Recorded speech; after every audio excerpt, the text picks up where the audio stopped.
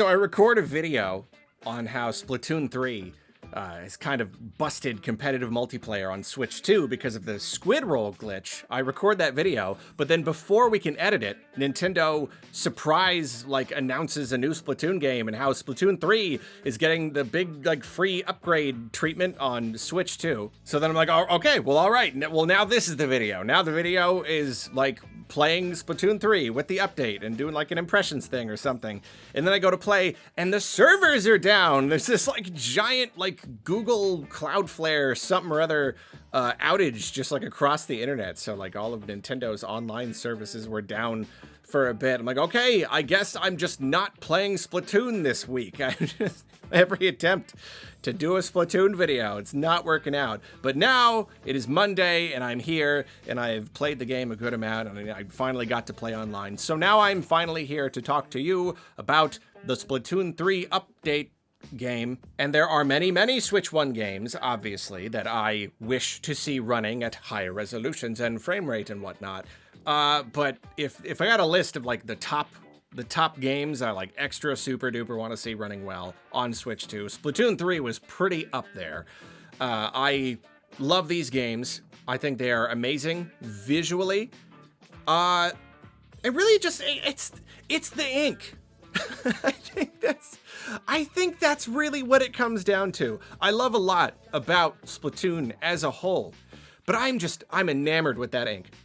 I think it's incredible. I think it's a miracle. I mean, gameplay-wise, obviously I love what it does. I went on about that in a video recently celebrating the 10-year anniversary of Splatoon.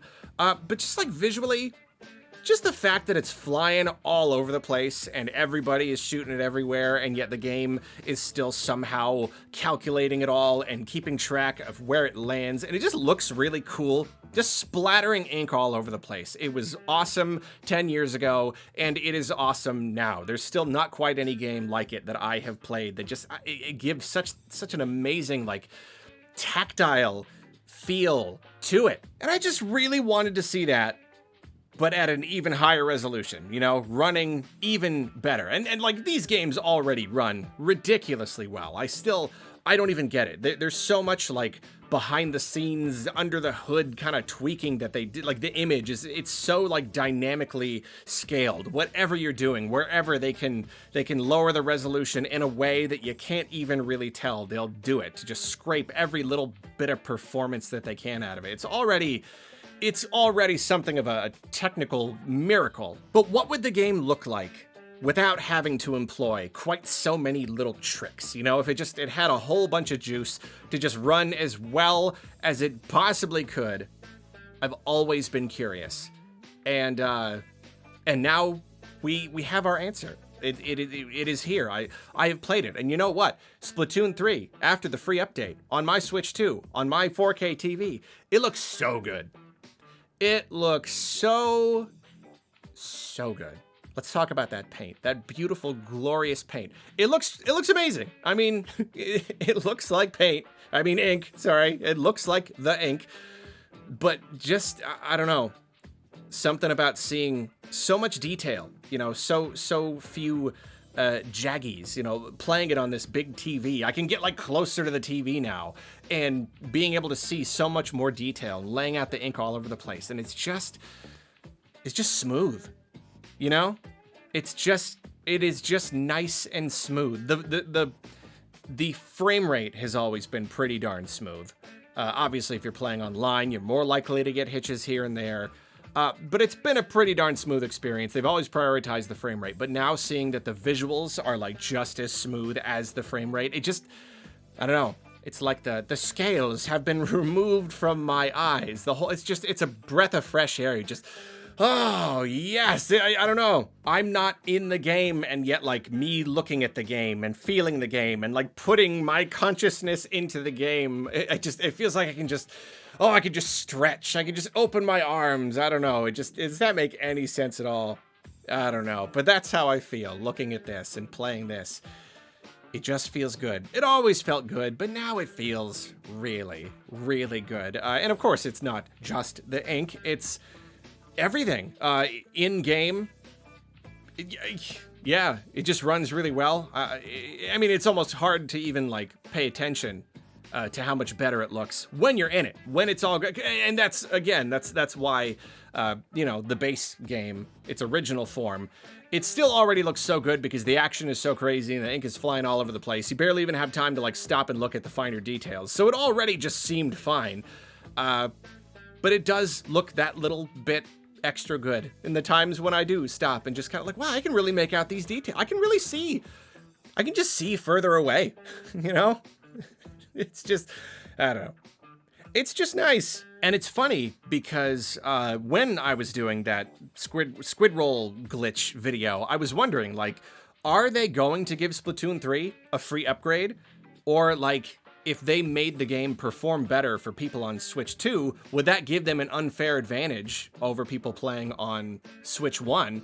And so it is funny to see that technically with this update, the original version has been, the visuals have been downgraded somewhat. This patch has also gone through and affected the Switch 1 version, where I don't know the exact details, but it just seems like it calls out certain items a little bit more aggressively. Some small visual details have been reduced just to get the game running that much better, I suppose, so that it can keep up with people on Switch 2.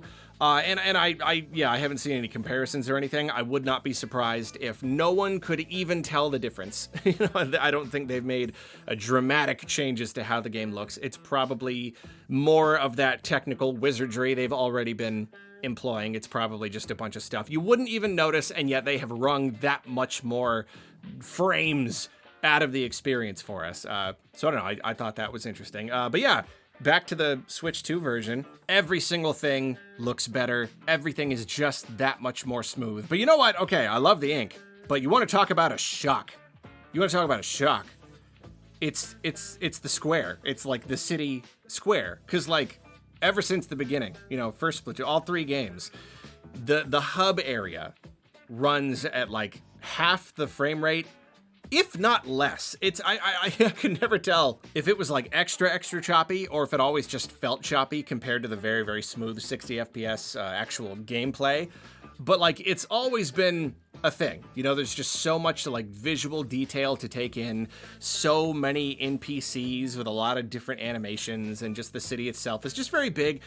There's just a lot to take in. So it's always just been, okay, it runs worse.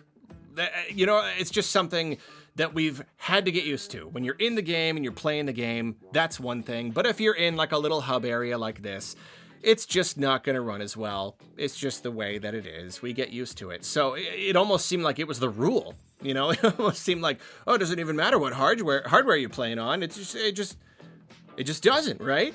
That's just a choice that they made. So now, booting up the game and immediately seeing that right there in the square, it's all super smooth. That's surreal. That is very, very strange. We've been playing these games for 10 years. So after 10 years, you get conditioned to expect a certain thing. So dropping in and seeing it's all just buttery smooth. It's crazy. It's just weird. It is very, very surreal. And I don't know, going forward, when we finally get Splatoon 4, is it going to be that much like more graphically intensive that we're going to go back to having a 30 FPS, give or take, in like the hub area? Or can we expect this kind of performance going forward? I don't know. I mean, I would hope they'd be able to maintain this, because like seeing this game running at a higher resolution, and the frame rate, of course, it still looks so good. You know, like I really don't think Splatoon 4 needs to look that much better than this to like impress me. These games already look amazing. So like, yeah, I don't know. I kind of can hope that moving forward, this is the standard. We're going to get a new like city hub area, and it's also going to run well. I don't know. Overall point is, looks great. Looks really, really good.